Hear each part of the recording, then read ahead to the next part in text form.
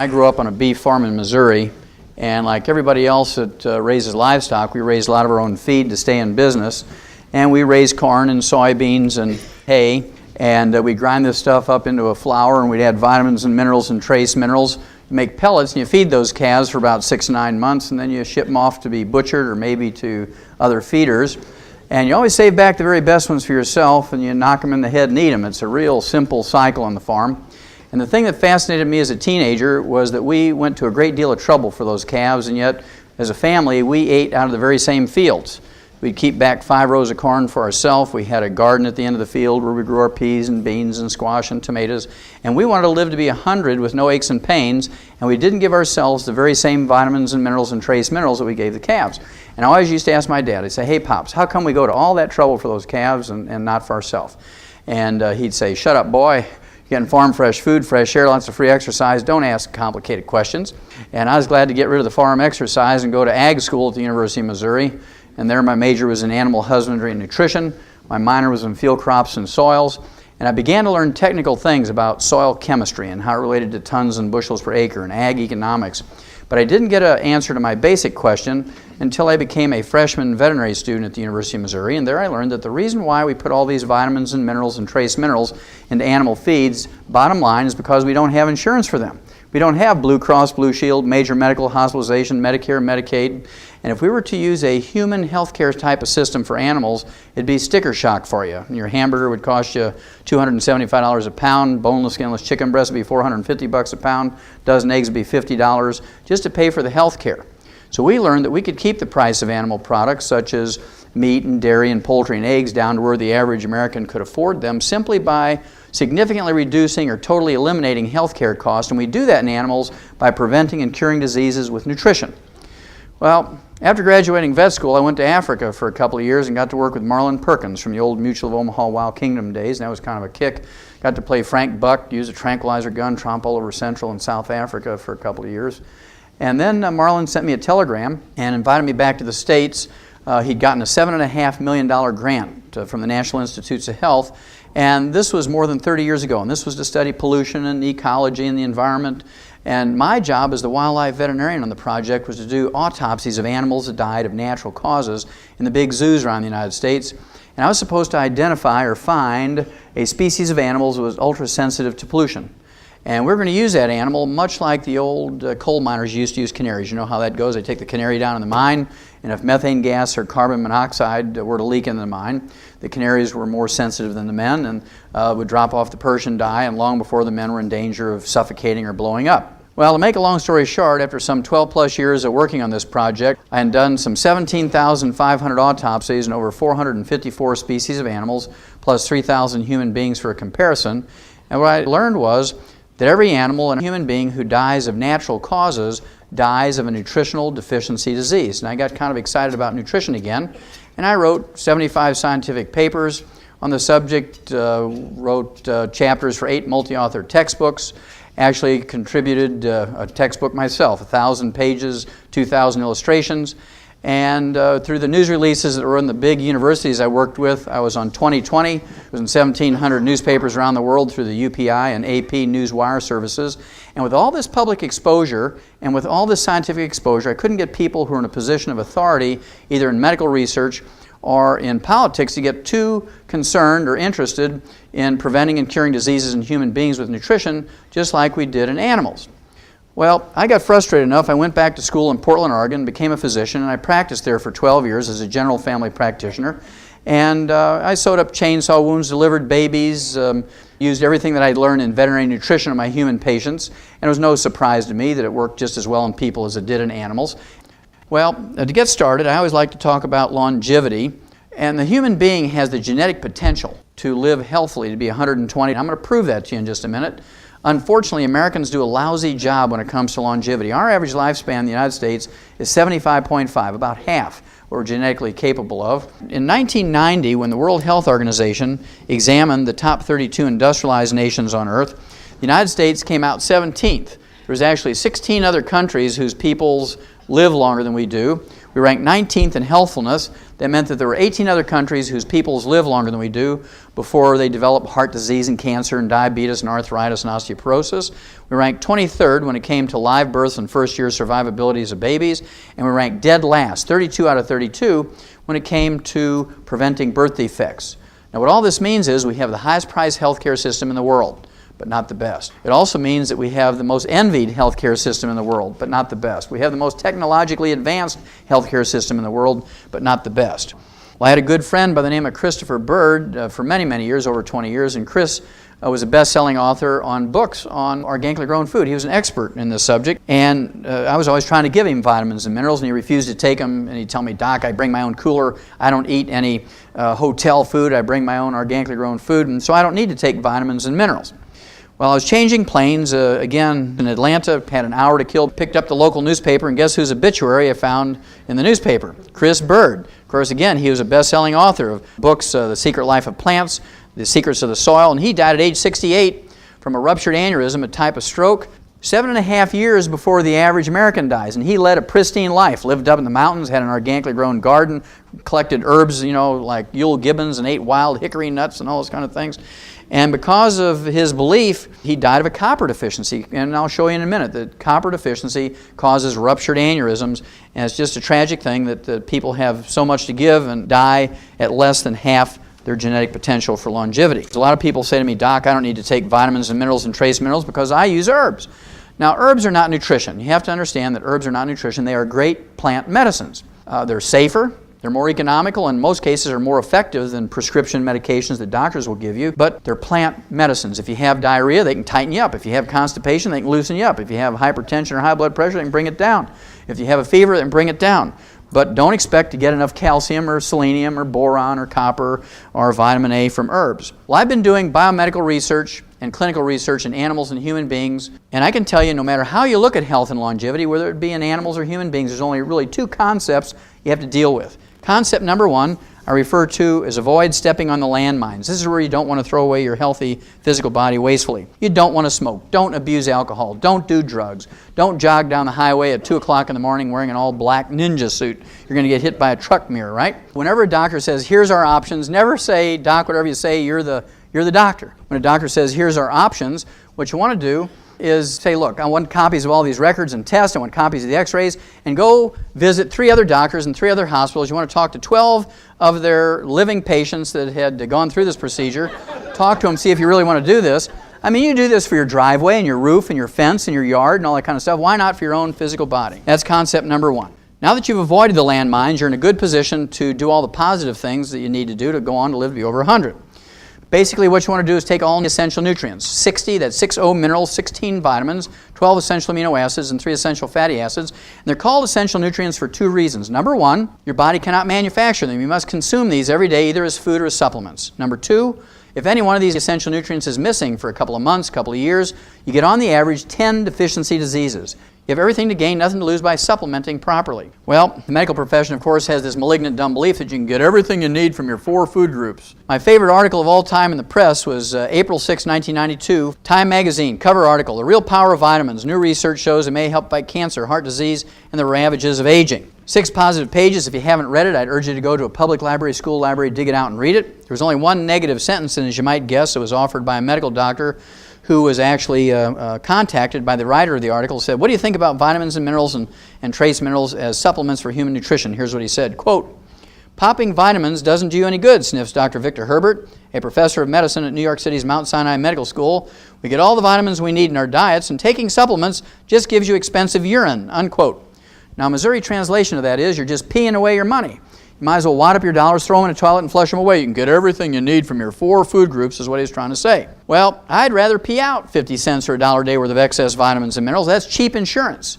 Think about it. How much money you spend for coffee or soft drinks or newspapers and that kind of stuff every day.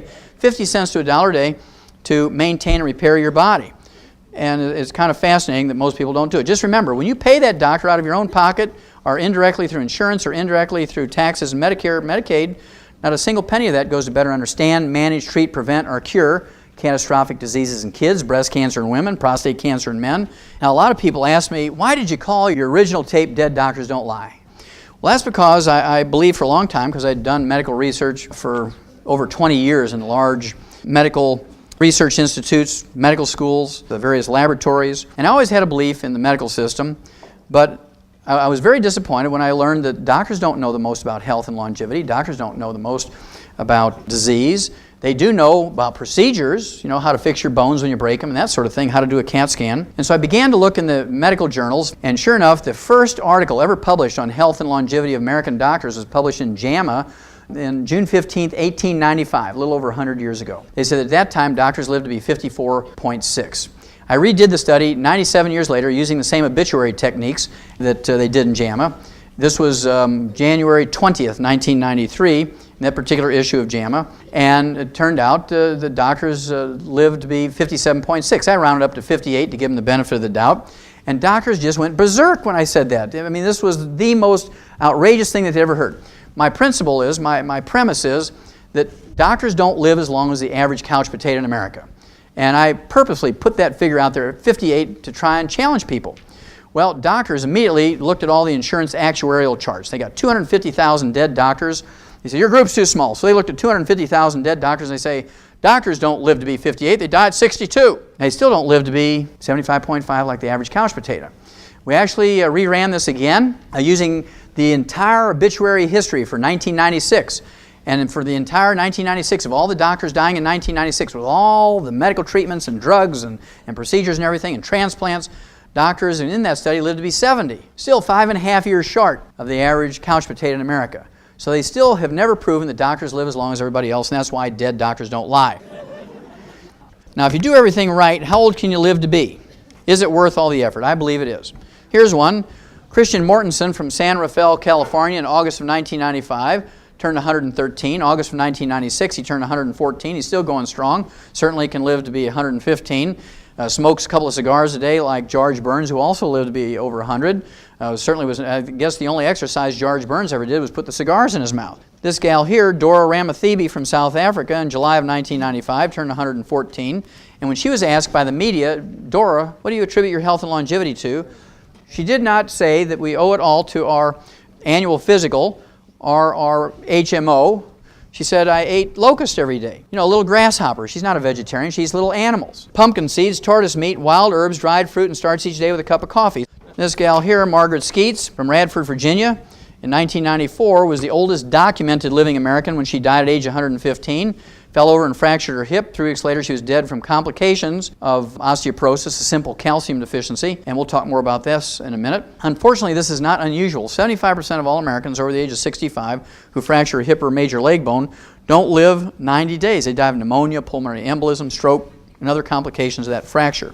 Susie Brunson, according to her family, in December of 1994, was the oldest American when she died at age 123. And they based their claim on her birth date, December 25th, 1870, which is recorded in the family Bible.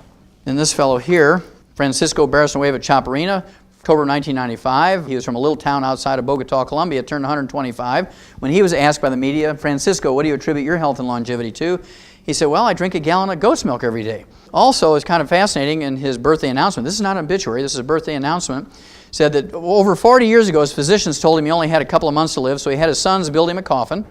And he's been waking up every morning for more than 40 years, sitting by that coffin waiting to die.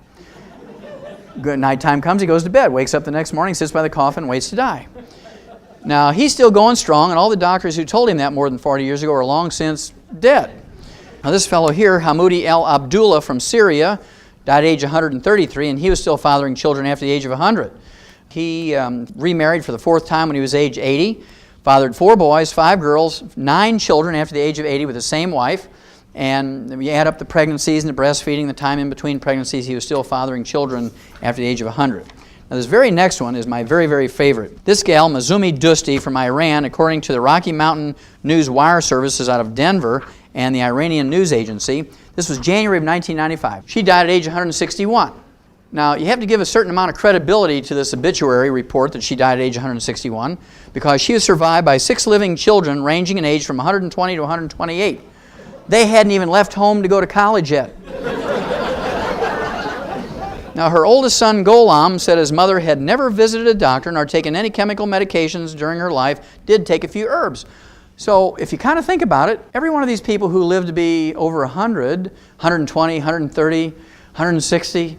These people are not from the United States or Canada or Germany or England. Kind of interesting, isn't it? Most of them are from third world countries. They're furthest away from medical help, and they live to be old, so that we're beginning to collect information here. The last one we want to look at, the National Geographic Society, a very respected group of people, scientists and so forth, and support groups for science, comes out with a monthly magazine, the National Geographic magazine, of course. And they, in January of 1973, came out with a nifty special issue on longevity. They looked at cultures whose people live to be 120, and they documented the oldest living human being that they could find based on their criteria. This fellow, by the name of Sherali Mizmulov from Azerbaijan, a little country just south of Russian Georgia in western Russia today, they documented him as being 167 years old. Remember, this is the National Geographic Society, not the National Enquirer.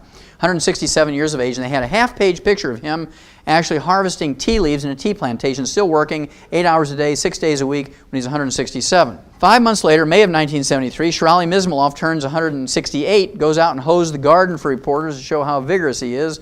Now, for at least 50, maybe 70 years, medical doctors in America have been poo-pooing the idea that you could live well beyond 100. You know, people who lived 115, 120, they were 1 in 6 billion. It wasn't something that everybody could look forward to. And anybody who tried to teach people how to live to be 110, 120, 140 were considered charlatans and quacks and taking advantage of older people. I was glad to see this come out. This was a news article in the USA Today newspaper in October of 2000. And it was based on an article in the journal Science, a very respectable journal. And what they said was, forget 100, try living past 120. Humans possess a maximum life expectancy longer than 120 years, which has been the long theorized medical limit. In fact, lifespans appear to be increasing over time with no end in sight. Now, the cute part of this is, now that there's no doubt about it, everybody agrees that human beings, including Americans, have the genetic capacity to live well beyond 120. Doctors want to take credit for it. The things that have actually increased our longevity from 45 average lifespan in 1895 to 75.5 today, which is an increase of about 30 and a half years, are sewers and good clean water. Public health things. We don't have cholera and leptospirosis and tuberculosis in our food supply and our water supply anymore. We have meat inspection, we have public waterworks and things, we have sewers. These are the things that have extended our lifespan. Then there's this salt thing. You know, whether you believe it or not, this medical dogma has really caused a lot of problems in America. How many of you have ever heard that using a salt shaker is bad? You're going to get hypertension, right? You're going to get heart disease and stroke. What's the first thing a good farmer puts out for his livestock? A salt blocker, a salt lick, isn't it? There's nobody out in the pasture telling a cow she's limited to 1 lick a day. I refuse to believe that my human patients are dumber than a cow. Say, look, go ahead and pick up a salt shaker, and you're going to see that lightning won't strike you. You can go ahead and salt your food to taste, you can salt your body, nothing bad is going to happen. And 98% of my patients love it. They bring me hundreds of new patients every month who want to use salt and not feel guilty about it. And 2% of the bean counters, they say, now Wallach, we love you and respect you. We have this high-priced cardiologist that says you're flying in the face of all the weight of medical evidence. You can't tell people that they can use a salt shaker because you're going to kill them with high blood pressure and heart disease and stroke. And I've been vindicated in this belief. This was actually a study that was published in the New York Times, May 22nd, 1996. And this study was abstracted from JAMA, the Journal of the American Medical Association, the most prestigious medical journal in the world, according to themselves. Now, in this particular journal, a Dr. Alexander Gordon Logan, who's an epidemiologist and cardiologist on the teaching staff of the medical school at the University of Toronto up in Canada, and he took 56 existing studies on hypertension or high blood pressure and restriction of salt, combined the data from these 56 studies, which included 3,505 people. He threw away all the conclusions and reevaluated the larger group. And what he found out was this. If you have normal blood pressure and you restrict salt, it will not prevent you from getting heart disease or high blood pressure. If you have hypertension or high blood pressure and you restrict salt, 97% of those with high blood pressure or hypertension who restrict salt will not get any measurable benefit. 97% will not get any measurable benefit. 0. 2 to 5% get measurable benefit, but it's not significant. They're only able to reduce their blood pressure by 3.7 millimeters of mercury. So here's what Dr. Alexander Gordon Logan said in JAMA, May 22nd, 1996. He said, you might as well go ahead and salt your food to taste. It's a meaningless exercise. Don't get paranoid about salt. It has nothing to do with blood pressure problems. There has never been one single iota of proof that restricting salt has any benefit. It's just one of those medical myths, he called it, but I'm going to call it a medical caca. Now, if it's not salt, what causes high blood pressure? Well, it's not salt, first of all, because salt is an essential nutrient. It has a combination of sodium and chloride, both of which you need. And according to the American Heart Association, the minimum daily requirement for a 150-pound person for salt each day is a heaping teaspoon, 6 to 9 grams of salt a day. Now, the Japanese who live longer than we do, the Japanese who live 4.1 years longer than we do and have half the cancer rate, they eat 12 grams of salt a day. They eat 3 times the salt we do. And they live 4 years longer, have half the cardiovascular disease rate and half the cancer rate we do, and yet they eat 3 times as much salt as we do. So you're beginning to put the puzzle together that doctors really don't know what they're talking about. That's why dead doctors don't lie. Well, if it's not the salt, and if it's not genetic, what is it? Well, it's actually just a simple mineral deficiency. Raise your hand if you ever heard that cholesterol's bad. And you got to get it low in your blood. You got to have a low cholesterol diet. Otherwise, you're going to get heart disease, right? Doctors would like to blame all cardiovascular disease on cholesterol. We've known for 75 years in the animal industry that cholesterol is not a boogeyman. There's not a single disease that's caused by elevated blood cholesterol or triglycerides. If you can find me one, I'll give you $1 million in small bills in any offshore account you want. There's not a single disease that's caused by elevated blood cholesterol or triglycerides. Elevated blood cholesterol and triglycerides are really just a warning signal, much like a fever. Fevers don't cause infections, but when you have an infection with a bacteria, a virus, a fungus, maybe a parasite, you can get a fever. You can have a broken leg and get a fever. You can have cancer and get a fever. You can have liver disease and get a fever. Babies get a fever when they teethe. And so you have to kind of sort it out. When somebody comes into a doctor's office with a fever, you have to say, well, okay, here's my whole list called a differential diagnosis, all the things that cause fever. If they're 80 years old, you can quickly rule out teething, right? But the rest of them, you may have to do some lab tests for them. At any rate, the same thing is true for elevated blood cholesterol and triglycerides. When you have elevated blood cholesterol and triglycerides, it might mean that you have hypothyroidism or low-functioning thyroid gland. You could have diabetes. You could have deficiencies of niacin, chromium, vanadium, the essential fatty acids. You could have liver disease. All kinds of reasons why you might have elevated blood cholesterol and triglycerides, but they in themselves don't cause any problems. Now, the Eskimos above the Arctic Circle have a traditional diet that's 98% red meat and blubber. They eat whale meat, whale blubber, walrus meat, walrus blubber, seal meat, seal blubber, bear meat, bear fat. There's not a single Eskimo above the Arctic Circle that has a Mr. Juice Man juice or eats organically grown broccoli. Their average cholesterol ranges from 250 to 350, and yet they're legendary for not getting cardiovascular disease until they come down to the lower 48 and eat like us. Then when they get the cardiovascular disease, they go back home to die up above the Arctic Circle. They start eating whale blubber again, and it goes away. Well, learning all that, I felt very confident in telling my patients, look, we're going to do something different. My goal as a physician is to have my patients die at an average age of 100. I don't want my patients dying at 75.5. I want to give them another 25 years. I want the average lifespan for my patients to be 100. And we're going to do something different. If you want to do everything that all the other doctors and patients are doing, I want you to go to them because I don't want you to lower my average, right? We're going to do something different. It's just real simple. My favorite disease is arthritis. I love arthritis. Now, the reason why I love arthritis is it's easy to fix. And when you can fix something as horrible and as debilitating, as painful and as expensive and as miserable as arthritis, you get kind of excited about this concept of preventing and curing diseases with nutrition. And so I tell people about this arthritis thing all the time. So let's have a quick look at arthritis. Number one, 75 to 80% of all Americans over the age of 50 get arthritis to one degree or of one type or another. And according to the CDC, the Center for Disease Control, 35 to 50 million baby boomers are going to get arthritis in the next 7 to 10 years, and there's not a single medical treatment designed to prevent or fix it. Aspirin certainly doesn't fix arthritis, causes gastric bleeding and death. Tylenol doesn't fix arthritis, causes 50,000 cases of kidney failure each year, 5,000 of which are so severe you need a kidney transplant. Then there's ibuprofen, Advil, and Aleve. These things don't fix arthritis, and they cause liver disease in 2 to 5% of the users, including liver cirrhosis, even if you don't drink.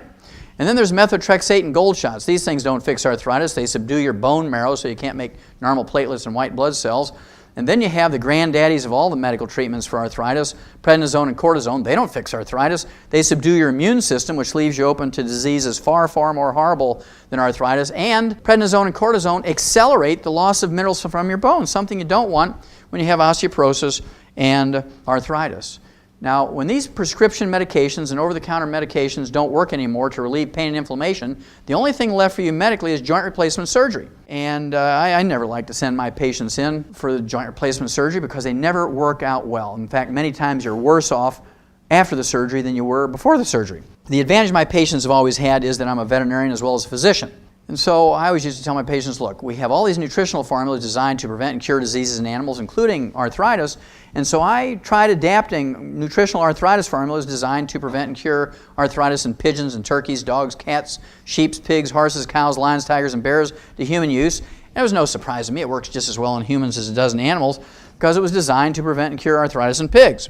And I've literally seen tens of thousands of people who've had a regrowth of cartilage, ligaments, tendons, connective tissue, bone foundation, bone matrix. Doesn't matter if they're 20, 30, 40, 50, 60, 70, 80, 90. I've seen people 97 years old regrow cartilage and bone even if they had bone-to-bone arthritis. If there's blood supply to that joint and that bone, they will regrow bone and cartilage. Well, of course, Harvard Medical School goes berserk when you say stuff like that. Wallach, you can't say those things. The only thing left for people when they get bone-to-bone arthritis is joint replacement surgery. And I'd agree with him if the only raw materials you're using is Tylenol and aspirin and prednisone and cortisone. We've learned over 50 years that you can't regrow cartilage and bone using those things. One of the basic things, of course, that the Harvard Medical School jumped onto, and they said, this is so ridiculous that this couldn't work.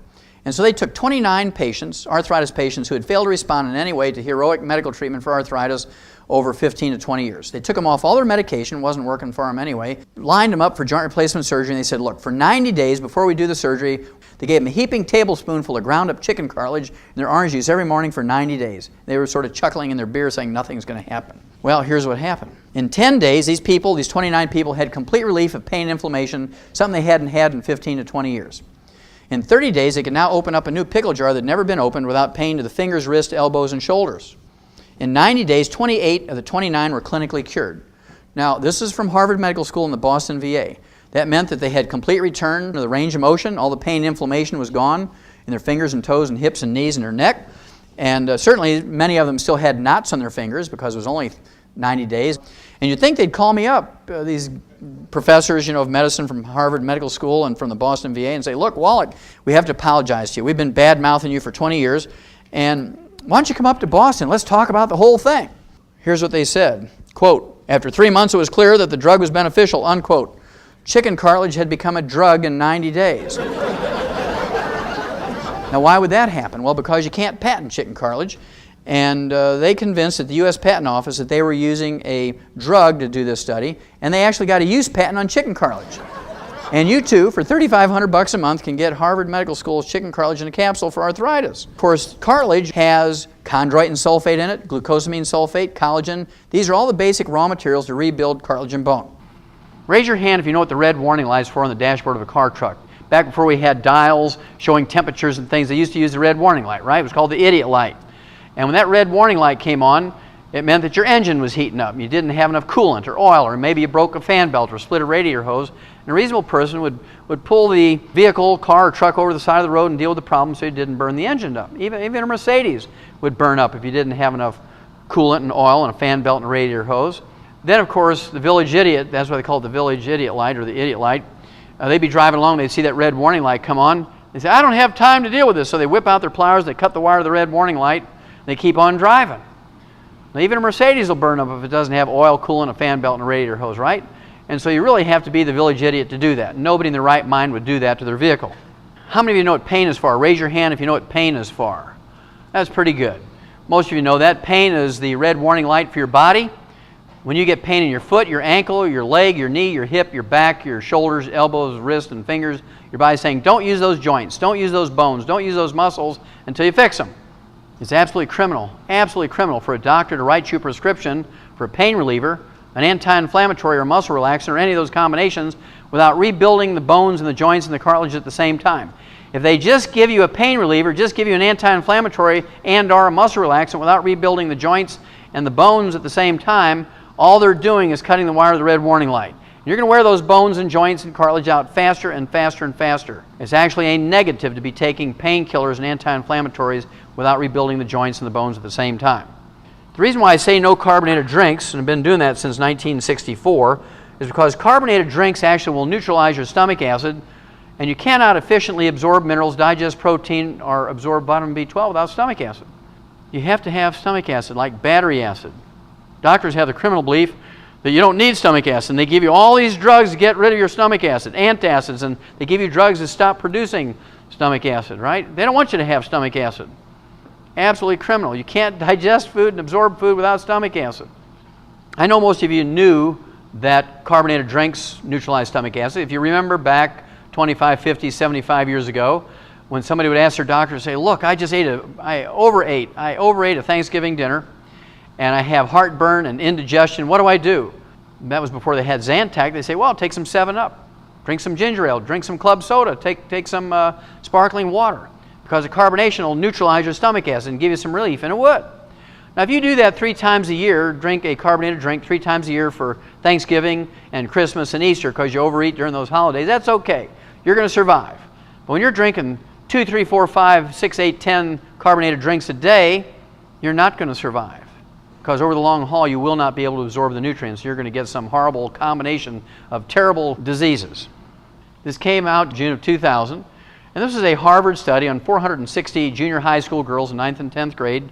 And what they found out was that those junior high school girls who drank 1 non-cola carbonated drink every day, they increased their risk of fractures and osteoporosis as a teenager by 300%. They found out that if they drank 1 carbonated cola drink, a cola carbonated drink every day, they increased their risk of fractures and osteoporosis as a teenager by 500%. Now, do you think that this is more dangerous for teenagers or adults? It's much more dangerous for adults because you only have 25% bone matrix and you're very, very slow to recover, where teenagers have 40% bone matrix and they can recover in a week's time. We learned in 1957 from a turkey study where they took 250,000 turkeys and they put them on a complete turkey pellet trying to get them to finish for market within a few days or a week or so of each other. And in the first 13 weeks, fully half of them, 125,000 of them died. Farmers were out there every morning. They picked them up every morning by the bushel basketful, took them to the state diagnostic lab to see what they died from. When they opened them up, every one of them had died of a ruptured aortic aneurysm. And one of the clever pathologists says that's got to be due to a copper deficiency because copper is required to manufacture the elastic fibers of arteries and skin and other tissues, and the mechanism of an aneurysm is identical to the mechanism of a balloon on a weakened wall of a tire. You know when you hit a chuck hole with your tire and you break the cords, the internal pressure blows a balloon, you overload that tire with weight or heat it up on a highway, it blows out. Same way with an aneurysm. When you have a copper deficiency, you get a breakdown of the elastic fibers in that artery, the internal pressure, even normal blood pressure will blow a balloon in that artery, and a balloon in an artery is called an aneurysm. And of course, if it's in a strategic place like the brain, the carotid artery, the coronary arteries, the large arteries, the aorta, pulmonary artery, renal arteries, they blow out, you die suddenly, just like you've been shot. Well, they got excited about this. They doubled the amount of copper in these pellets. The next year they tried to raise 500,000 turkeys, and they did not lose a single one from a ruptured aneurysm. They went from a 50% loss to a 0% loss just by adding a little bit of copper to those pellets. So they said, well, maybe the same thing is true for humans. And in 1958, they started looking at copper deficiency in various species of animals and humans, and here's what they found out. The very first symptom of copper deficiency is white, gray, and silver hair. Copper is required as a cofactor to manufacture hair pigment. Doesn't matter if it's blonde, red, brown, or black hair. And I see a lot of copper deficiency in this room. I can almost tell you which people, men and women who have colored their hair, get pretty good at that, as being a physician. And you don't want to be like a medical doctor and just treat the symptoms. If you're just coloring your hair, you're treating the symptoms. You need to do the basic thing of take some colloidal copper. And if you don't, what's going to happen is you get a breakdown of the elastic fibers in your skin and you start getting crow's feet around the corners of your eyes and your mouth. Parts of your anatomy begin to sag, and you know you're in trouble when your doctor tells you, look, I've got a golf buddy down the hall who's a plastic surgeon for $10,000 who'll make you look 20 years younger. But you don't need a facelift, a booby lift, a tummy tuck, or a derriere lift. All you need is some copper, and everything will come back up just like you have a hydraulic jack under it. It'll just come right back up. Those elastic fibers tighten right up. People say, Francine, did you get a facelift? You look great. You look like you're 20 years younger. Now, if you don't take some action at that point, the next thing that happens is you get a breakdown of the elastic fibers in the large veins of your legs, and you get varicose veins. You don't take action at that point, you get a breakdown of the elastic fibers in the large veins of your exhaust pipe, and you get hemorrhoids. So if you have hemorrhoids, varicose veins, things that sag, wrinkles, white, gray, or silver hair, the odds are you have aneurysms developing in you somewhere. And you don't want to, of course, die suddenly of a ruptured aneurysm when your body's been warning you for 10, 20, 30 years. Just remember, people don't die suddenly of an aneurysm. It may be you drop and die. Think about old Albert Einstein. He died of a ruptured aortic aneurysm at 68 years of age. What color was his hair? He was famous for wild white hair, wasn't he? Now, you'd like to think that people who win the Nobel Prize in medicine would at least live to be 75.5, but they live to be 58 just like other doctors. And of course, that's because they are trained and they believe and they practice. You can get everything you need from your 4 food groups. Doesn't matter if they win the Nobel Prize or not. This guy here, Dr. George Kohler, was the youngest person ever to win the Nobel Prize in medicine in history. 37 years old, wins the Nobel Prize in medicine, and he won the Nobel Prize in medicine for studying monoclonal antibodies, which are antibodies trained to attack cancer cells. And if they ever get this really working, it'll be great because they won't have to use chemotherapy anymore, which kills more people than it saves. 11 years after winning the Nobel Prize in medicine, Dr. George Kohler, now 48, drops dead of a cardiomyopathy heart attack because he believed you can get everything you need from your 4 food groups. Didn't take any selenium, died of a cardiomyopathy heart attack. Now, I have to tell you why athletes are early warning system. Couch potatoes, by definition, are people who go to extraordinary efforts not to sweat, right? They make every human effort not to sweat. They're changing the TV channels. Honey, bring in the popcorn, I'm changing the channels. Son, bring me the TV guide, I'm changing the channels. By contrast, athletes have the attitude, no pain, no gain. And they're out there sweating and working away, power training, strength training, running, and they sweat. Athletes, no matter age, they sweat more in 5 years than couch potatoes do in 70 years. And when you sweat, you don't just sweat out potassium and Gatorade, you sweat out all 60 essential minerals. If you sweat out all of your selenium and don't replace it by supplementation, you're at higher risk of getting a cardiomyopathy heart attack. You sweat out all of your copper and don't replace it by supplementation, you're at high risk of developing an aneurysm and dying suddenly of a ruptured aneurysm. You sweat out all of your chromium and vanadium and don't replace it by supplementation, you're at high risk of getting diabetes. And if you sweat out all of your calcium and magnesium and boron and zinc and sulfur and other minerals that are required for cartilage, ligaments, tendons, connective tissue, bone, you're going to get a joint and bone injury. What is the biggest single cause of an athlete's career being ended early? Joint and bone problems, right? And that's because they sweat out all the basic minerals that they need to maintain those parts of their body, and they don't supplement with them because doctors tell them that they can get everything they need by eating their 4 food groups. Well, what are the early warning systems for mineral deficiencies? We already told you about white, gray, or silver hair for a copper deficiency. Liver spots or age spots on the back of your hand, side of your face, or neck. These things are caused by a selenium deficiency. And you know, again, about selenium deficiency.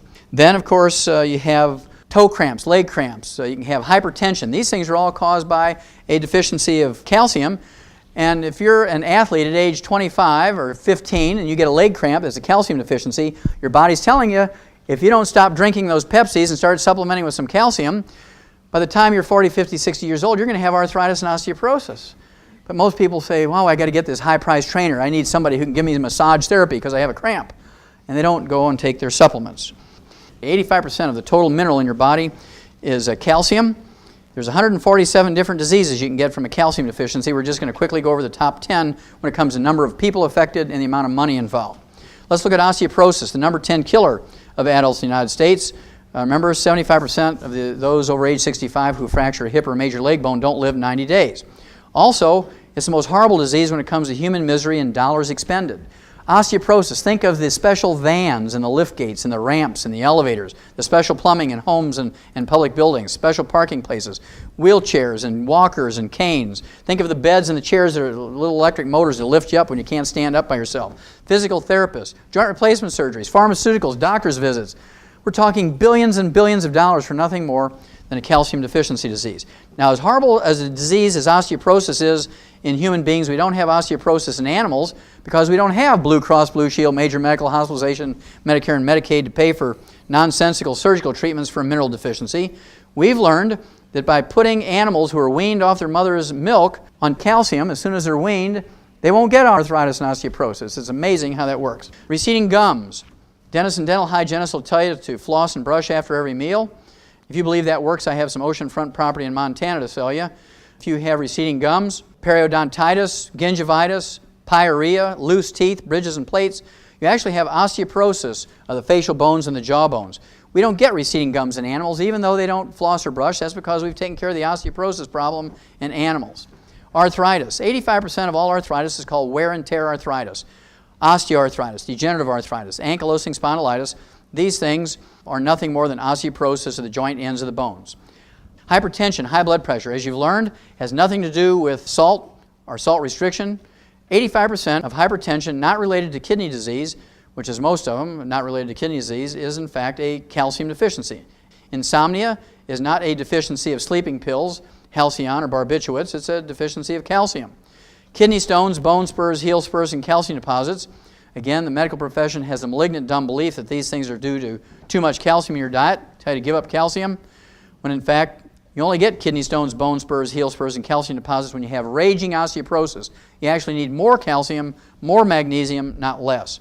Cramps and twitches. Raise your hand. How many of you have ever had a toe cramp, foot cramp, leg cramp in your life? Sure. That's the first symptom of a calcium deficiency that most people recognize. So if you've ever had that sometime in your life, you've had a calcium deficiency. Then you have PMS. The University of California at San Diego came out and said that 85% of the emotional and physical stuff of PMS can be relieved, eliminated, and cured. They use the cure word by taking 3 times the RDA of calcium. Low back pain has nothing to do with disc problems. I know you've heard of people, maybe even yourself, have had a disc surgery for back pain. And after the surgery, you still had the pain, maybe even worse, because back pain is not caused by disc problems. If you have a disc problem, you can have numbness and tingling, maybe even paralysis if it's very severe. But we learned in 1957 in animals that we could prevent and cure adult onset diabetes with 2 trace minerals, chromium and vanadium. In 1985, the medical school at the University of Vancouver, British Columbia, up in Canada, came out and said that trace mineral vanadium alone could replace insulin in adult onset diabetics. Science Diet dog food has 40 minerals in it. Always has chromium, vanadium, lithium, and selenium. Ralston Purina laboratory rat pellets has 28 minerals, always contains chromium, vanadium, lithium, and selenium. I'll give anybody in this room a crisp new $100 bill if you can find me a human infant formula off the shelf of a grocery store that has more than 12 minerals in it. None of them contain chromium, vanadium, or lithium. Only one, well, 2 actually, Prozoibe and Infamil, I believe, has 12 because they put in the selenium. The rest of them don't. They have 11, 10, 9, or 8 minerals. Our dogs get 40 minerals, our rats get 28, and our kids get 12 or less. You don't have to be a research scientist to realize why our kids are now getting all these horrible diseases that used to occur in people in their 60s, 70s, and 80s. All these diseases that doctors are wondering, is this genetic? These kids shouldn't have this till they're 60. Well, that's because they couldn't get it out of their little can of stuff. If it's not in the can, they don't get it. Again, we need nutrients, 16 minerals, 16 vitamins, 12 essential amino acids, 3 essential fatty acids. And fortunately, over the thousands of years that human beings have been around, we haven't had to think much about this because our food plants, our grains, vegetables, fruits, and nuts take carbon dioxide out of the air and manufacture long carbon chains, many of which are vitamins, amino acids, and fatty acids. And this is where this medical caca came from, that you can get everything you need from your 4 food groups, because they say, well, plants, grains, fruits, vegetables, and nuts can manufacture vitamins, amino acids, and fatty acids. But we've tried this experiment for 200 years. Americans have eaten better than anybody else in the world. We've had the best quality food in the world over anybody else. And yet, we only live to be 75.5. We don't set any health or longevity records. So if you want to live to be over 100, can't get it from eating your 4 food groups. You can live to be 75.5. You may live 10 years older, 10 years younger, but on the average, 75.5. So if you want to live to be over 100, you do have to supplement with vitamins, amino acids, and fatty acids. There's 3 types of minerals that you have to concern yourself with. First of all, there's metallic minerals. These are things like oyster shell, eggshell, limestone, coral calcium, seabed minerals, clays of various types. Tums is a popular one with doctors. Lactates, gluconates, citrates, oxides, sulfates, carbonates. These are nothing but ground up rocks. We're not designed to eat ground up rocks. Nobody can show you where humans or animals are designed to eat ground up rocks. We're designed to get our minerals by eating plants, grains, vegetables, fruits, and nuts. And as a result, plant-derived minerals are absorbable, more absorbable than chelated, more absorbable than the elemental or metallic minerals. Plant-derived minerals are liquid. They're very small particle size. They're 7,000 times smaller than a red blood cell. This is the way they're stored in your cells and are moved around in plant vascular systems and human vascular systems in the liquid plant-derived form. They're negatively charged. I don't know all of the physics and the chemistry. It's one of the basic features of a colloidal mineral. It's negatively charged. These 3 factors together give you absorbability. Now, the way it's supposed to be is our food plants, our grains, vegetables, fruits, and nuts, take the elemental or metallic minerals out of the soil, convert them to minerals for their own use, for their own metabolism and biochemistry, and then animals and people eat these plants that are enriched with minerals. That's how we're designed to get our minerals. Unfortunately, we have several problems here. For 100 years, we've used a simple fertilizer known as NPK. We put in 3 nutrients into the soil when we need 60 minerals. We put those 3 nutrients in the soil for maximum yields per ton and bushel per acre. Then, of course, we have to understand that plants cannot manufacture minerals. If they're not in the soil, they're not in the plants. Plants only have minerals in them if they're in the soil. Plants cannot manufacture minerals.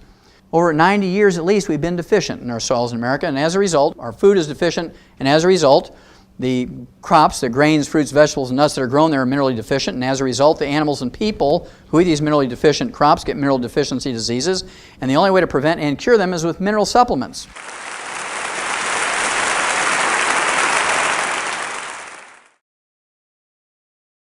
Yes, I'm a construction worker, and I hurt my back, and he said that my cartilage damage is permanent. Is there anything that can be done? Well, first of all, how old are you? I'm 28 years old. And what do you normally take for fluid replacement when you're working out in construction? What do you drink during the day? Water, Gatorade. You don't drink any soft drinks? Yes, I do. Okay, because normally construction workers drink a couple of liters of Pepsi a day, right? Yeah, I can probably put down a liter pretty easy. And did you take any vitamins or minerals while you were working in construction? Just recently started. When you were in construction, prior to the back problems? Nothing. Yeah, a lot of construction workers will tell me, well, Doc, if it ain't in the Pepsi, I don't get it, right? And so you're a perfect candidate for the pig arthritis formula, plus the EFA. You need all 90 essential nutrients, and give up the bad things. Give up the soft drinks and the iced tea and the lemonades, and give up the fried foods and the margarines. And I can just tell you, with your age, you can honestly expect to see some really recognizable results in a very, very short time, 60 to 90 days. And it doesn't matter what the doctor said. If you do the right things, get rid of the bad stuff, take all 90 essential nutrients, making sure you get that collagen and the glucosamine sulfate and the chondroitin sulfate, you will repair your vertebrae, you will repair the cartilage, and you will repair the disc. Dr. Wallach, it just seems like every week I pick up a newspaper and I see about our young athletes having problems with their bodies falling apart. What can we give our athletes and our children so that they can be healthy and have long lives that we want as well? That's a great question, because most people believe that exercise is good for you. And that was always a great question. You know, is exercise good for you? Is it necessary for health and longevity? And when you inspect this question, you have to look at professional athletes who spend most of their teenage years and going through university and the semi-pros and the pros training and practicing and doing their events. And if exercise was the factor in living a long, healthful life, athletes should live longer than couch potatoes. But when you look at this critically, couch potatoes in America live to be 75.5, and the average athlete, depending on the sport and their level of competence, live to be 62 to 68, far short of what a couch potato lives to be. And of course, athletes suffer from a great many joint diseases and bone injuries and tendons and ligaments, back, neck, shoulders, ankles, knees, and hips, and have to suffer through an enormous amount of surgeries to deal with this. And athletes develop some 800 different diseases. And what is it? Why is it that athletes don't fare as well as the couch potato? Well, it's simply because athletes sweat more in 5 years than couch potatoes do in 75 years. And when you sweat, you're not just sweating out Gatorade, you're sweating out all 60 essential minerals. And they're called essential minerals because if they're missing for any length of time, you get some horrible degenerative disease, many of which are life-threatening. So you don't have to be a rocket scientist to figure out who's more likely to be debilitated or even die of these life-threatening diseases. An athlete who sweats out quarts of sweat during an event or training or practice, or a couch potato who's laying on a couch in an air-conditioned den, switching the channels, yelling, "Honey, bring in the popcorn, I'm changing the channels." And this is very serious because the Center for Disease Control says that as many as 100,000 young athletes under the age of 30, 100,000 each year die suddenly during an event or training or exercise or immediately after an event from cardiomyopathy, heart disease, and ruptured aneurysm. And we know that cardiomyopathy, heart disease, is due to a selenium deficiency, and ruptured aneurysms is due to a copper deficiency. So you can begin to put two and two together. Why does a 10-year-old die of a ruptured aneurysm? Well, he sweat out all of his copper, and you can't get copper from curly French fries and Pepsis. It just doesn't work. Dr. Wallach, what about arthritis? Well, arthritis is my favorite disease because it's easy to fix. It's one of the great myths that the medical profession perpetuates, is that you can't build bone mass after the age of 50, 60, 70 years of age. You can only slow down the loss. And the reason why they say that is because they try to rebuild bone mass using plain calcium, whether it's Tums or calcium citrate or carbonate or gluconate or lactate, and your body will not retain much or any of the calcium you supplement with in your bones without first building new bone matrix. You have to have new bone matrix. This is this rubbery collagen material that looks like tendon or skin, and it makes up 25 to 40% of our bone weight 40% when you're a child and 25% when you're an adult. And so it's absolutely essential if you want to deal with the wear and tear arthritis, osteoarthritis, degenerative arthritis, ankylosing spondylitis effectively. You have to take all 90 essential nutrients, and the best way to do that is with Dr. Wallach's pig arthritis formula. Remember, I'm a veterinarian as well as a physician, and we learned a long time ago, maybe 100 years ago, in veterinary medicine that we could actually prevent and reverse, maybe even use the cure word in animals, arthritis, simply by giving the animal the raw material to develop properly and to maintain and repair the joints. And so using this information that we developed in animals, if you use the same concept for human beings, I have literally seen tens of thousands of people over the years who had bone-to-bone arthritis, they had osteoarthritis, they have degenerative arthritis, ankylosing spondylitis, which are basically a joint form of osteoporosis. It's osteoporosis, the joint ends of the bones. And they've tried all kinds of medication. And of course, if you take medication, if you take a painkiller, if you take an anti-inflammatory for arthritis, essentially all you're doing is cutting the wire to the red warning light. Pain in a joint says, don't use me until you fix me. And by taking a painkiller, by taking an anti-inflammatory, which will reduce pain, you're allowing that joint to be used even though it would have been painful without the drug. And so you're wearing that joint out faster and faster and faster. And to me, it's criminally negligent for someone to be prescribed a painkiller or an anti-inflammatory for joint disease without repairing the joint at the same time. And this is where the pig arthritis formula really shines, and it works just like a charm in human beings. So does the same apply for bone spurs? Absolutely. Bone spurs are a manifestation of osteoporosis. A person will get bone spurs and calcium deposits when you have osteoporosis, just the opposite of what a doctor will tell you. And you need more calcium, more magnesium, you need the bone matrix, you need the collagen, the glucosamine sulfate, the chondroitin sulfate, and those bone spurs and the calcium deposits will actually re-architecture back down to a normal bone. It takes a little while, it takes 4 to 6 months to pull that off, but you can do it on a regular basis, absolutely. Cancer seems to be striking everywhere in our population these days. What do we have that we can help people that are facing the challenge of cancer? Well, that's a great question. Back at the turn of the century, 1895, 1900, 1 out of 10 Americans developed cancer. Right now, it's 3 out of 5, and by the year 2050, it's projected 2 out of 3 people are going to develop cancer in America. The onset of cancer appears to be directly related to the amount of carcinogens. These are toxic waste either from agriculture or from the industrial waste that we find in our air, in our food, in our water, and in the dust around us. And the lack of the ability to defend against these carcinogens, and the most common defense mechanism that we have, the one that we have access to in a very economical way, are the antioxidants like selenium, like the grapeseed extract, like the green tea. You're looking at vitamin E, vitamin C, beta-carotene, and avoiding fried foods and margarines and things that we have control of, eating as much organically grown food as possible. And according to the medical school at the University of Arizona, and this came out in JAMA, the Journal of the American Medical Association, December 25th, 1996. I mean, we're talking about a great Christmas gift to the American people. They did a wonderful study, 10 years. It was a double-blind study, 1,300 people. They gave the study group 250 micrograms, which is 1/4 of 1 milligram. And we're talking an itsy-bitsy amount of selenium. They just used selenium alone. Didn't change anything else. And by giving these people 250 micrograms, 1/4 of a milligram of the trace mineral selenium, they were able to reduce the risk of esophageal cancer by 71%, prostate cancer by 69%, greater than 2/3, colon and rectal cancer by 64%, almost 2/3. Lung cancer was reduced by 48% whether you smoked or not. And in a parallel study from the University of California, San Diego, 250 micrograms, 1/4 of 1 milligram of selenium, the trace mineral selenium, reduced the risk of breast cancer by 50 to 80%. And the same study showed that if you already have cancer, if you take 250 micrograms of selenium every day, you will in fact double the natural history life expectancy of a particular type of cancer. For instance, lung cancer, the natural history is about a year. Brain cancer is less than a year. Uterine, ovarian, colon, breast cancer is 2 to 5 years. Prostate cancer is 5 to 8 years.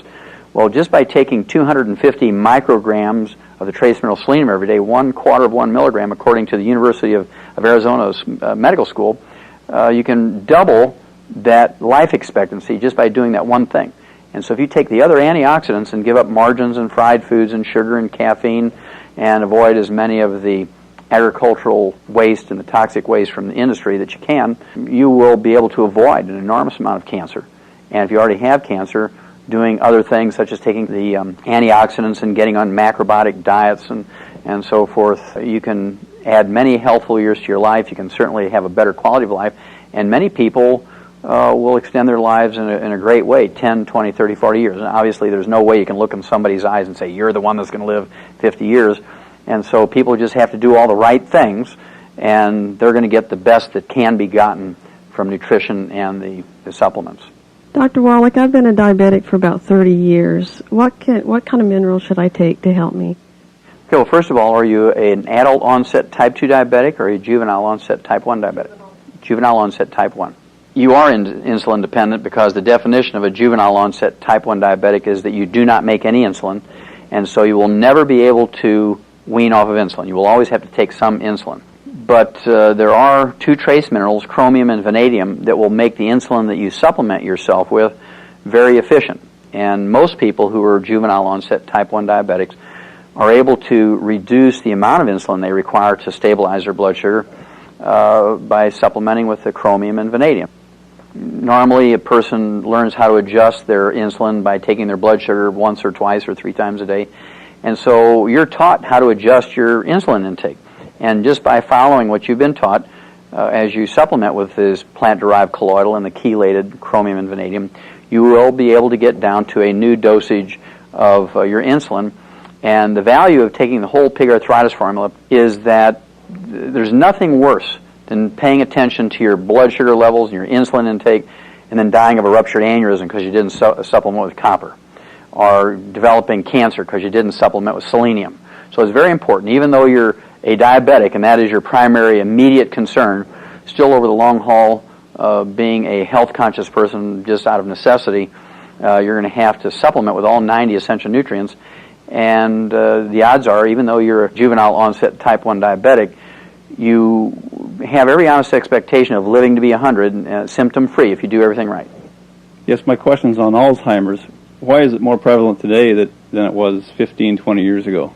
Well, actually, Alzheimer's disease was a disease that did not exist 40 years ago. Alzheimer's disease, even by another name, could not be found in any medical dictionary or textbook or taught in any medical curriculum. It only became an entity in the medical literature in 1979, and today it's apparently the number 4 killer of adults in the United States over the age of 65, behind cardiovascular disease, cancer, diabetes, and then comes Alzheimer's disease.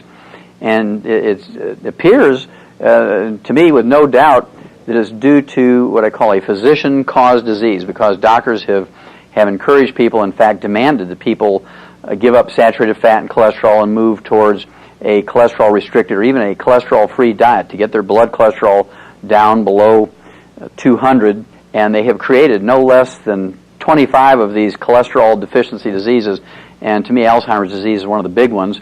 75% of our brain weight is pure cholesterol. It's called myelin. It's this fatty stuff that insulates each nerve fiber of the brain and spinal cord, and we can only make about 10% of our daily need of cholesterol. The other 90% must come from the diet. And if a person is very, very good at giving up chicken skin and red meat and dairy and eggs like a doctor would have them do, after about 6 or 8 or 10 years, they're not going to be able to keep up with the maintenance and repair needs of the cholesterol for the myelin in the brain and spinal cord. And so you can just expect that the person is going to develop one or more of these 25 physician-caused diseases, including acquired seizure disorders and Alzheimer's disease. Now, the best way to avoid Alzheimer's disease is to eat a couple of eggs every morning for breakfast, not cooked in margarine or fried.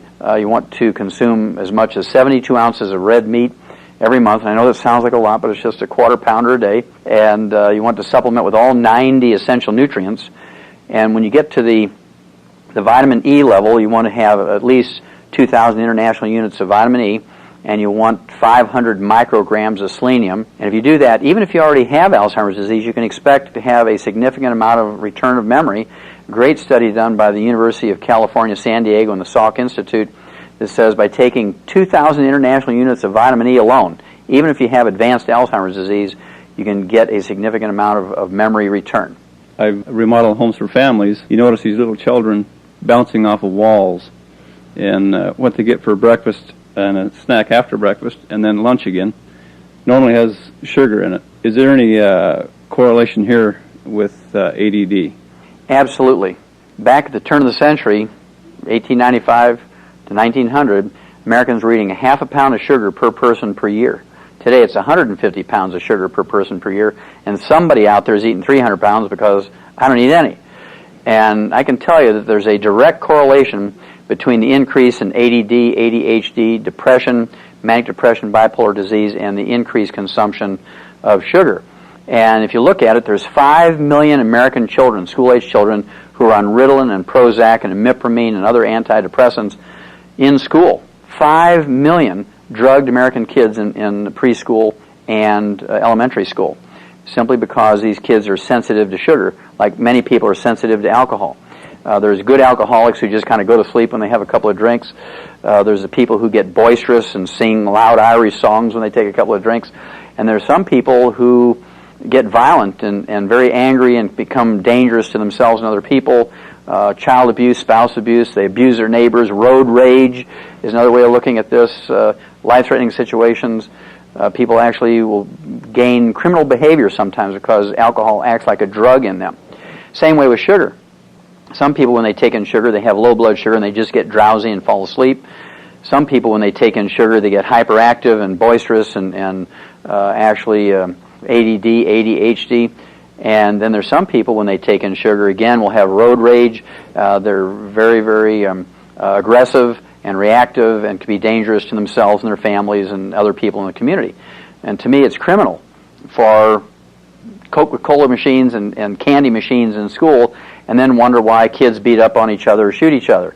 Well, in addition to getting all the sugar out of their life from sugar frosted flakes and Pepsis and Reese's peanut butter cups and candy and Pop-Tarts and syrup on their Eggos, they have to supplement with all 90 essential nutrients. Even little kids, from the moment they're born, to develop properly, this includes their emotions, and repair and maintain themselves, and especially lithium, chromium, and vanadium. And there's an enormous amount of research in human beings which show that lithium deficiency results in hyperactivity, ADD, ADHD, depression, manic depression, and criminal behavior. And so they have to do both. And you can avoid all this. It's amazing. Just within days, they will be perfectly normal little kids. My next question is, my husband and I are thinking about starting a family, and we want to know the nutritional way to go. Okay, that's a great question. People always ask me, well, when do children need to start taking vitamins and minerals? And the answer is, when they're still an egg is when you want to start them. And so we've learned in the animal industry, and remember, I'm a veterinarian as well as a physician, we've learned in the animal industry that we could prevent as much as 98% of all birth defects, even ones that are thought to be genetic in humans, simply by giving the females, especially the females, all known essential nutrients for that species 6 months prior to conception. Build up that female animal's body in stores of these essential nutrients so that the embryo implants in the uterine wall and develops in an environment that has optimal amounts, guaranteed optimal amounts of all the nutrients, and you will almost eliminate the possibility of a congenital birth defect related to a mineral or vitamin or amino acid or essential fatty acid deficiency. To give you some idea of how successful this is, according to the University of California, San Francisco, right now in America, 1 out of every 33 human babies in America are born with some physical or emotional or mental birth defect. 1 out of 33. In animals, it's only 1 out of 500,000 if they're fed these commercial diets that have all the known nutrients in them. And so it's just very, very easy to understand, well, if we supplement young women and men who are in the childbearing years with these nutrients, that we'll be able to eliminate, totally eliminate cleft palates, cleft lips, spina bifida, eye defects, heart defects, hernias of various types, club feet, no feet, webbed fingers and toes, no fingers and toes, muscular dystrophy, Down syndrome, cerebral palsy, cystic fibrosis. These are all preventable with proper preconception nutrition. So the earlier that a couple who wants to have normal, healthy children and have a wonderful, uncomplicated pregnancy, the earlier you can get on all 90 essential nutrients prior to conception, the better off everybody is. Hello, Dr. Wallach. The women in my family are plagued with hay fever and asthma and allergies, and I don't want to join those ranks. Is there a better way? Absolutely. Let's start with asthma. It's the easiest one to deal with. Asthma is actually a deficiency of 3 nutrients: magnesium, manganese, and the essential fatty acids. And by taking the pig arthritis formula twice a day, you're going to get the optimal amounts of the plant-derived colloidal and the chelated magnesium and manganese. And then by taking the minimum daily requirement, the 9 grams of the essential fatty acids, and those 3 nutrients together, the magnesium, manganese, and the essential fatty acids, will allow you to produce what's called prostaglandins. Prostaglandins are little short-lived hormones that last in your bloodstream 30 seconds, 60 seconds, and your body is continuously making them, kind of rapid fire. And when you don't have those 3 nutrients, you cannot make the proper prostaglandins to keep your bronchi and your trachea open, and that's when you develop asthma. And it's very common when people take all 90 essential nutrients, including the magnesium and manganese and the essential fatty acids, within weeks or months, the tightness, this constant tightness in their chest, is significantly reduced or maybe even totally relieved. The frequency and the severity of their asthma attacks is reduced. I would certainly still keep an inhaler available until in case you had some unexpected emergency, kind of like wearing your seat belt. Even though you're on a smooth flight and you're not going to anticipate sudden turbulence, you need to be prepared for emergencies, but you have every honest expectation of doing very well. Then, as far as inhalant allergies from dust and pollens, and seasonal ones from dust and pollens, and maybe constant ones from danders on cats and dogs and chickens and feathers in your pillows and that kind of thing, maybe even chemicals that come out of rugs and formica and new cars like formaldehyde and other chemicals. You want to get your immune system working optimally so it can protect you from these things, because most people are able to tolerate them. And what happens is when your immune system doesn't have enough nutrition to function optimally, you become a victim of these things assaulting you all the time.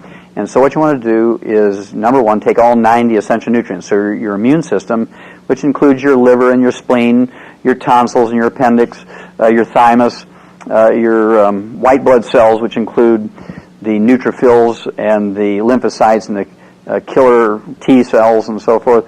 Also, you have eosinophils and basophils. You have neutrophils. All of these white blood cells, you have albumins and globulins, which are the immune proteins. You have antibodies themselves. You have your digestive system, your skin, your tears, the mucus in your body. All of that requires 90 essential nutrients to produce this immune system, which is not just your killer T cells. It includes all of these tissues and cells and organs of your body. Also, if you have these types of problems, you want to get some of these HEPA filters at your workplace and your home when you sleep. You can get the ones that you plug in your car. You want to eat as much organically grown food as possible. You want to drink filtered waters. You want to get as much chemicals out of your diet as possible and reduce this pressure on your immune system. If you have food allergies, you want to have a 5-day rotation diet. You want to take the enzyme, which has the pepsin and the betaine hydrochloride, which will help a person digest the proteins down into single amino acid. And it's the proteins and the allergens, such as danders and foods and pollens and dust, that cause the allergies and even can initiate an attack of asthma. Thank you. You're very welcome. Is it possible that you can take too much? Well, it's a great question, because people are concerned about overdosing with vitamins and minerals. The general answer is that if you look at the medical profession, according to the Center for Disease Control, Harvard Medical School, the U.S. News and World Report, Ralph Nader, Sidney Wolf, Rand Corporation, and many, many other well-respected institutions, they say that doctors kill 150,000 to 300,000 Americans each year in hospitals alone as a result of medical negligence. Doctors injure 1.3 million Americans each year in hospitals alone as a result of medical negligence. And doctors infect 2 million Americans alone in hospitals as a result of medical negligence, for a total of 3.5 million casualties inflicted on the American public each year in hospitals just as a result of medical negligence. On the other side of this picture, there's not a single person who's overdosed in vitamins and minerals and trace minerals to the point where they have to be hospitalized or anything bad happen. And so when you compare the safety of vitamins and minerals and trace minerals and compared with standard medical procedures, it's enormously safe. And that's why I'm so excited about nutrition and the pig arthritis formula and the plant-derived colloidal minerals, and that's the direction I'd go. Dr. Wallach, my 16-year-old daughter has been diagnosed with fibromyalgia. What can you do for her? Well, it's actually an easy one. We eliminated fibromyalgia in animals in 1957. And in sheep, it was called stiff lamb disease, and also in sheep and calves and foals, which are baby horses, and chickens and turkeys, and any other animal that was raised for meat. The disease is caused by a deficiency of 3 nutrients: the trace mineral selenium, vitamin E, and the sulfur-bearing amino acid methionine. And there's 2 things you have to do to deal with fibromyalgia. Number 1, eliminate the free radicals and the trans fatty acids that actually initiate damage to the muscle and cause a scarring of the muscle tissue, which is very painful, even normal muscle movement. And you can understand why they call it stiff lamb disease if you have fibromyalgia. First of all, you eliminate fried foods such as fried potatoes, which are, the teenagers live on fried potatoes, right? So you have to eliminate fried potatoes, fried chicken, fish, shrimp, fried eggs, tempura, stir fry, anything fried, all margarine, salad dressings with oils in them have to be eliminated. And then again, the pig arthritis formula is perfect because it has optimal amounts of the trace mineral selenium in both the plant-derived colloidal and the chelated form. It has optimal amounts of vitamin E and the sulfur-bearing amino acid methionine. And it just works like a charm very quickly. Within weeks or months, they feel and they can recognize some benefit, and many people will get significant benefit very quickly. Dr. Wallach, are baby formulas enough for our babies when they're born? Unfortunately not. Our formulas that we give to dogs, whether it's kind of like Science Diet dog food, or the puppy or kitten milk replacers for puppies and kittens you're going to raise by hand, have 40 minerals in them, including the minerals lithium, chromium, vanadium, and selenium. Ralston Purina laboratory rat pellets contain 28 minerals, including lithium, chromium, vanadium, and selenium. There's not a single human milk replacer on the market, off the shelf of a grocery store, that has more than 12 minerals. None of them contain lithium, chromium, vanadium, and only 2, Pro-Soybean and Infamil, have selenium in them.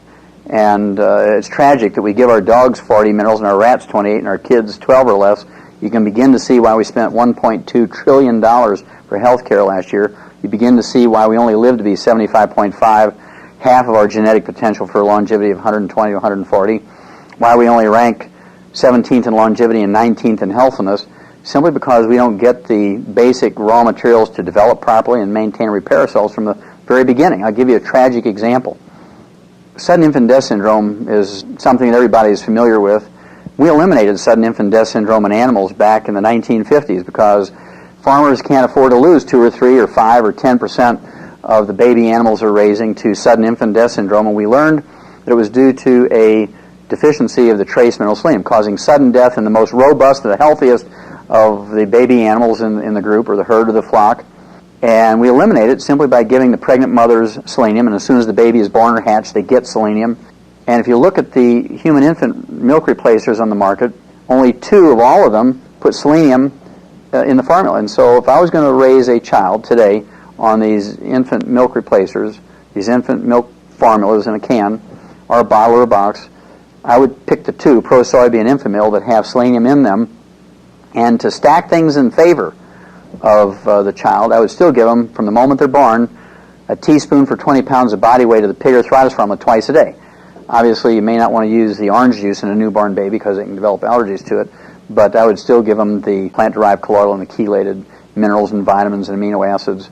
And the tragic example of this is 65%. This is a known fact. 65% of all the babies dying of sudden infant death syndrome in America are being fed canned milk replacers. 2/3 of the ones who die of sudden infant death syndrome are being fed these canned infant formulas. And I guarantee you, they're being fed the ones that don't have selenium in them. And so, absolutely, it's important to supplement these babies from birth because you can't get everything you need from your 4 food groups, certainly not out of these canned formulas. Great. Thank you. Mm-hmm.